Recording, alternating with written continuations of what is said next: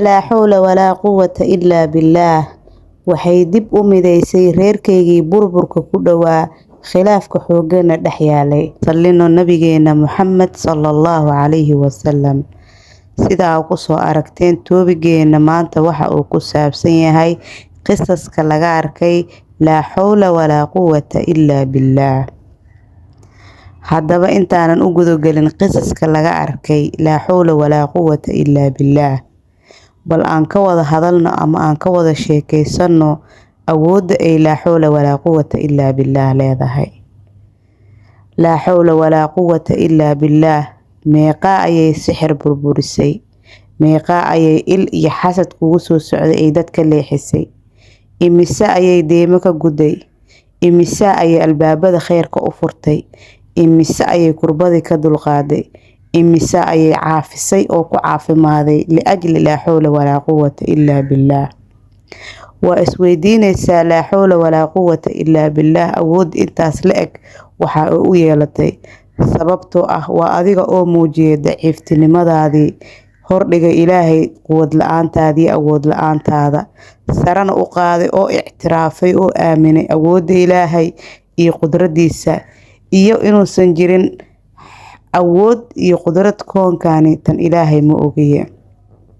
sidaas la ajligeeda laa xawla walaa quwata illaa billaah way ka awood badan tahay duufaanada.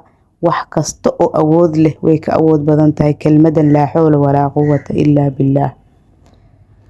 aan u gadagalno qisooyin ay ka sheekeynayaan dad joogtay laa xawla walaa quwata illaa billaah oo tajrubadeeda ku guuleystay. qofkani wuxuu leeyahay waa gabar oo waxay leedahay waxaan jeclaa inaan u guuro guri, waliba guri aniga naqshadayda iyo dooqeyga ah oo aan jeclaystay. gurigaas aad ayaan u jeclaay, aad ayaan uga fikirayay, muddo ayuu qalbigayga ku jiray. saas ay tahayna ma lahayn awood iyo lacagtii aan ku kiraysan lahayn iyo kuwii aan ku guuri lahayn intaba. waxaan daa'imay muddo bil ah in aan dhaho kelmadda laa xawla walaa quwata illaa billaah, laa xawla walaa quwata illaa billaah. Ilaahay awoodiisa iyo qudradiisa faraj ayuunu iigu furay Ilaahay. gurigii guri la mid ahna waa ku helay kelmadda laa xawla walaa quwata illaa billaah. marka laa xawla walaa quwata illaa billaah wax kasta oo suurtagal ahayn iyo wax kasta oo culays ahba fudeed ayay ka dhigaysaa.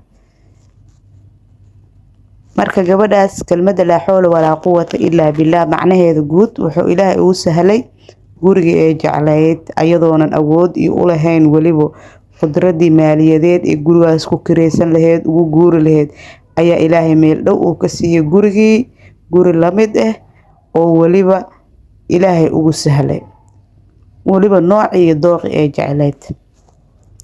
marka kelmadda laa xawla walaa quwata illaa billaah waa kelmad aad iyo aad u cajiib badan.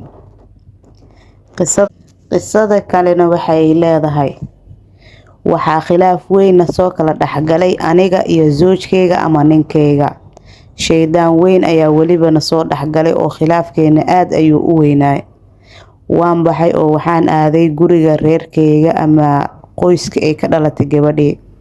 waxay dhahday markaan guriga reerkeyga aaday waxaan joogteeyay kelmadda laa xawla walaa quwata illaa billaah muddo 2 isbuuc ah, anigoo waliba aaminsan inaan awood iyo qudrad toona lahayn. awoodda iyo qudradda Ilaahay ma ogiye.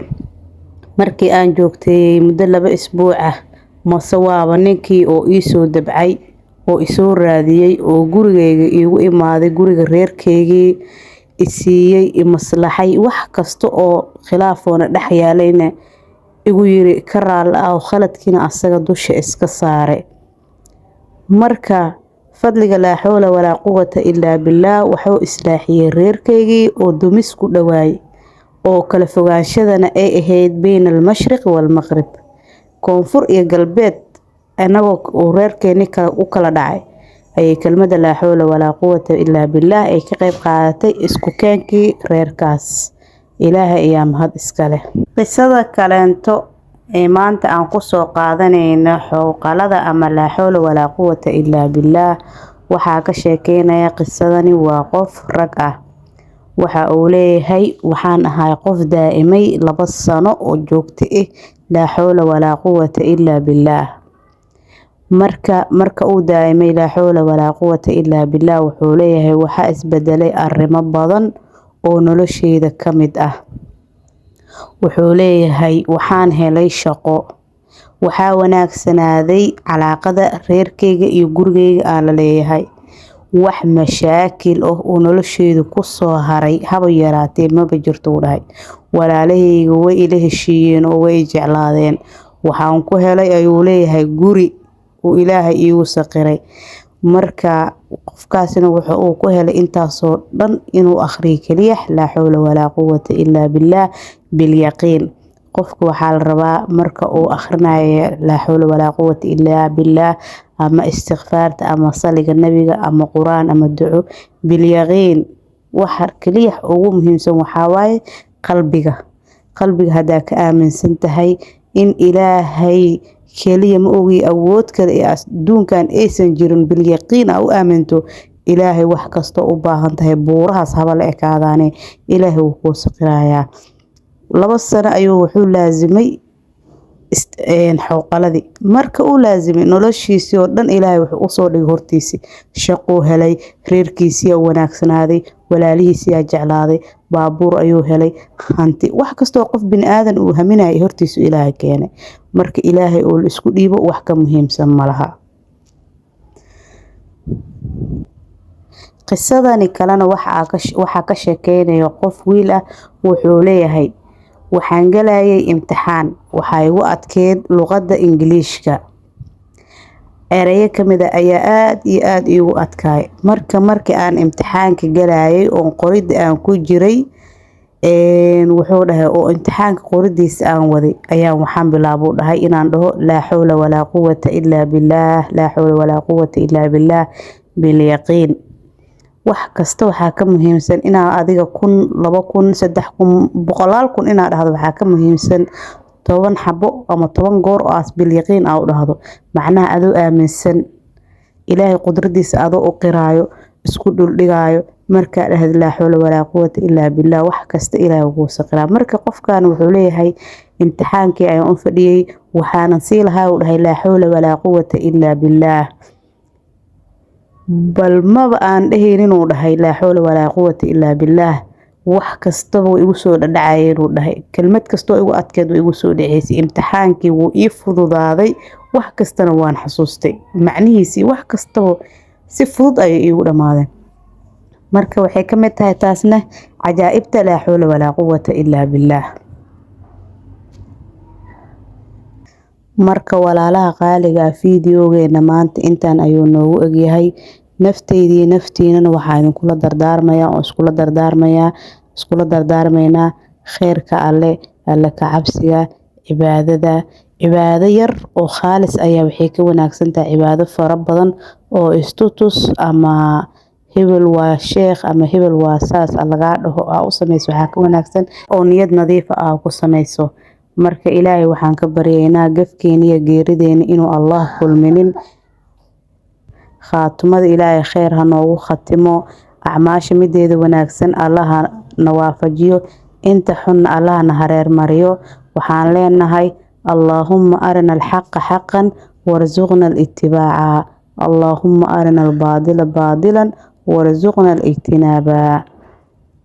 insha Allah hadda halkan soo gaartayna aan ku wada salina nabigeena Muhammad sallallahu alayhi wa sallam una sii sheer gareeya walaalaha kaleemto. hal qof hadaad u sheer gareyso ajarkiisoo kala leedahay asna lagama nusqaaminayo. adigana waa ajar 2 ajar ayaa isku heshay kaagi oo aad ajar ku heshay iyo kii walaalka ah u sheer gareysay. anigana meeshaas 3 ajar ayaan insha Allah ku heli doonaa. aad iyo aad ayaa u mahadsantihiin. والسلام عليكم ورحمة الله وبركاته. qofkii qiso haayo waxaan leeyahay insha Allah qisada number ayaan idin soo sheegi doonaa ay wala soo wadaagaysiin. inta numberka ayaan kaga soo sheegayeen qaybta commentiga waa noogu soo qori doontiin. qofkii raba in walaalaha lala wadaago oo aan usoo gudbiyin wuu isoo sheegi karaa. qofkaan rabina walaalaha kale si ay dhiirigelin uga helaan commentiga ha ugu qoro insha Allah wax uu ka faa'iiday ذكري الله يحسكيسه. والسلام عليكم ورحمة الله وبركاته.